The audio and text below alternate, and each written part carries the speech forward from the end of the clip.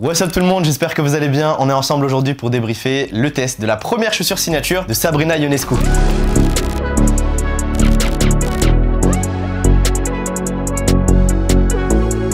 Ok les gars, comme d'habitude n'hésitez pas à liker la vidéo et à vous abonner à la chaîne si vous êtes nouveau. Et ça fait maintenant 3 semaines que je teste la Nike Sabrina 1 et c'était comme une révélation puisque pour l'avoir vu la première fois je me suis dit est-ce que c'est une paire de Kyrie, est-ce que c'est une paire de Kobe? On a pas mal d'influences d'anciens modèles qui étaient déjà sortis chez Nike pour arriver à cette Nike Sabrina 1 et au fur et à mesure je me suis dit en vrai on est vraiment sur une paire qui est assez différente et qui surtout convient quasi parfaitement aux basketteuses qui recherchent du minimalisme et du dynamisme. Ah ouais, quand même. Et surtout il y a un point qui est important, c'est le retour du Nike Bayou puisque cette Nike Sabrina 1 peut être designé à votre guise. Vous avez envie de faire un coloris full vert, full rose, faire un coloris clownesque avec toutes les couleurs. Ça fait plaisir de voir le retour du programme Nike Bayou sur cette Nike Sabrina 1. Je vous mets un lien juste en dessous dans la description pour ceux qui souhaitent personnaliser la Nike Sabrina 1. Et je vous invite également à essayer de designer votre produit puisque c'est cool d'avoir le coloris qu'on souhaite sur un modèle qu'on a kiffé. Pour la petite histoire autour de cette Nike Sabrina 1, c'est une vraie chaussure signature. On a déjà vu des paires de chez Nike ou d'autres marques qui étaient portées par des athlètes WNBA, mais au fur et à mesure, on voit qu'il commence à y avoir des chaussures signature. Et une chaussure signature, c'est un vrai engagement pour une marque puisque tu vas développer des suites, des t-shirts, une campagne de communication, des événements, etc., etc. On sait que les joueurs NBA ont beaucoup plus de hype, d'énergie, de followers, tout ce que vous voulez. Mais là, c'est cool que Nike ait pu s'investir avec Sabrina Ionescu, qui est juste une joueuse incroyable. Je sais pas si vous avez vu son dernier concours à 3 points lors du All-Star Game. Elle a quasiment rien loupé. C'est juste incroyable. Et en plus, elle portait sa première chaussure signature. Et ça, c'est très cool pour pouvoir inspirer les basketteuses, mais aussi les basketteurs à pouvoir porter son modèle. C'est génial! Donc, comme je le disais, c'est une vraie chaussure signature. Donc, on a pas mal de choses qui ont été développées autour du produit. On sait que Sabrina a été énormément inspirée par Kobe et on va retrouver pas mal d'influences de Père Kobe dans cette Sabrina 1. Et ça, c'est cool. Mais dans un second temps, on va avoir pas mal de coloris et de storytelling qui vont être développés autour de l'histoire de Sabrina. Welcome to Sabrina's Laws of the Game. Pay attention, you might learn something. Law 1, be a student of the game. Law 2, practice. Ça c'est cool pour les basketteuses qui souhaitent être inspirées aussi par des athlètes féminines, par des basketteuses et Sabrina en fait grandement partie.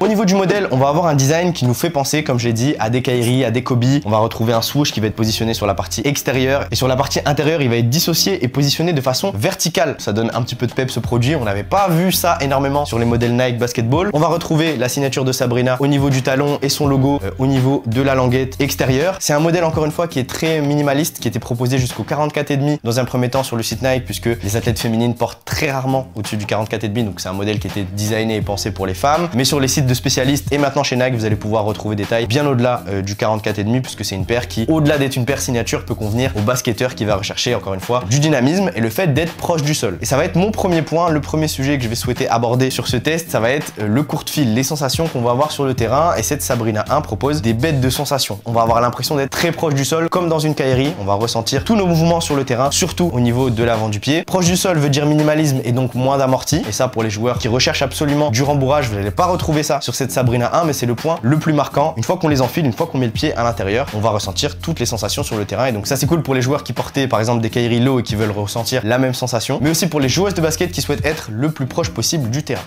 Je vous propose qu'on se parle maintenant de la traction et de l'accroche au sol de cette Nike Sabrina 1 et on est sur une paire qui va prendre assez facilement la poussière. Sur des sols propres, j'ai quasiment rien à dire, la paire accroche très bien, on ressent le crissement du caoutchouc sur le parquet, etc.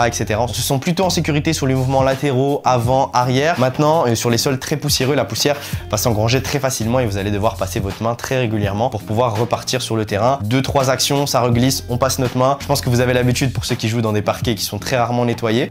On peut passer tranquillement à l'amorti de cette Nike Sabrina 1 et on va retrouver de l'amorti React qui va être positionné surtout à l'arrière et un petit peu moins à l'avant. L'amorti React, c'est un amorti qui est utilisé énormément sur le running chez Nike, de plus en plus dans les chaussures de basket. D'ailleurs, l'amorti React a été utilisé sur les dernières Kobe 8 qui sont sorties fin août. Et c'est cool de pouvoir retrouver ça sur cette Nike Sabrina 1, surtout à l'arrière. C'est un amorti qui va être assez minimaliste, qui va apporter du rebond, pas autant que ce qu'on peut avoir sur du zoom. C'est un amorti qui est généralement proposé une fois qu'il est seul à un tarif qui est assez bon marché. C'est pour ça que cette Nike Sabrina 1 est proposée au tarif de 120 € et ça c'est cool puisqu'elle va être abordable pour les basketteurs qui n'ont pas énormément de budget. Et globalement sur le terrain, je vais pas le ressentir des masses, ça va pas être aussi doux que ce qu'on peut avoir sur du Cushlon, ça va pas être aussi rigide que ce qu'on peut avoir sur du Phylon, mais ça va être le juste milieu de l'amorti. Je dirais pas que ça me fait penser à l'amorti Nitro de chez Puma, mais voilà, c'est une mousse qui est assez polyvalente, elle amortit, elle donne un peu de retour d'énergie, c'est pas exceptionnel dans les deux sens, mais ça fera le taf sur les terrains. C'est pas si mal.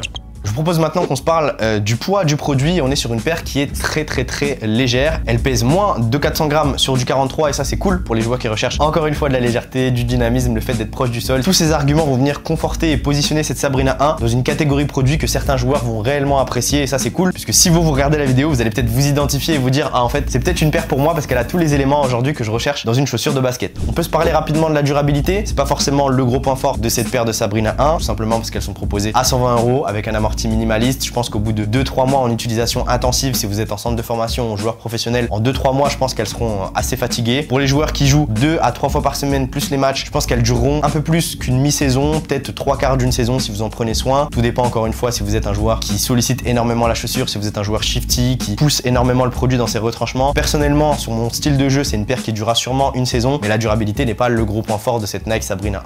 Je vous propose maintenant qu'on se parle du maintien et j'ai quasiment rien à dire malgré le fait que c'est une paire minimaliste. Elle a ce qu'il faut d'un point de vue ajout et empiècement pour proposer un maintien de qualité. C'est pas du 10 sur 10, c'est pas du 9 sur 10 non plus. On est encore une fois entre 7 et 8 sur 10 d'un point de vue maintien. Elle va convenir aux joueurs qui vont être encore une fois slashers, qui aiment bien finir proche du cercle, qui vont solliciter énormément la chaussure malgré le fait que la durabilité n'est pas au niveau. Maintenant d'un point de vue maintien, j'ai pas senti que les matériaux ou que le système de lassage qui va remonter assez haut notamment ou que les empiècements sur la partie extérieure allaient nous handicaper d'un point de vue maintien. Au fur et à mesure du temps, quand la paire va s'user, vous allez perdre un peu en maintien parce que la paire va s'abîmer, ce qui est logique. Maintenant, pour vous donner un avis plus concret, je dirais qu'on est dans la moyenne haute de ce qui est proposé au niveau des différentes chaussures de basket. D'un point de vue matériaux, on n'est pas du tout sur une empeigne avec du mesh premium, c'est du mesh assez classique. En même temps, elle est proposée à 120 €. Le matériau paraît un peu cheap d'un point de vue extérieur. Après, j'ai un coloris full gris, peut-être que sur du full noir ou sur un coloris peut-être un peu plus pétillant, on va pas le ressentir, mais globalement, sur le coloris de lancement, sur ce coloris gris, on a l'impression que les matériaux du produit sont un peu cheap. Et encore une fois, ça ne nous rassure pas d'un point de vue durabilité, on l'a vu tout à l'heure.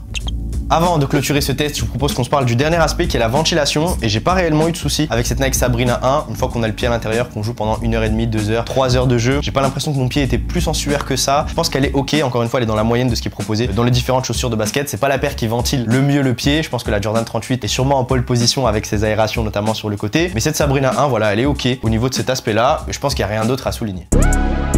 Donc voilà les gars, je pense qu'on est pas mal. Comme d'habitude, n'hésitez pas à liker la vidéo, à vous abonner à la chaîne si vous êtes nouveau. À aller me follow sur Instagram et TikTok si vous voulez avoir du contenu quotidien sur les produits. J'essaie de poster quasiment une fois par jour sur tous les produits que je reçois à la maison et que je teste. On se dit à très vite pour de nouvelles vidéos. Prenez soin de vous. Bang!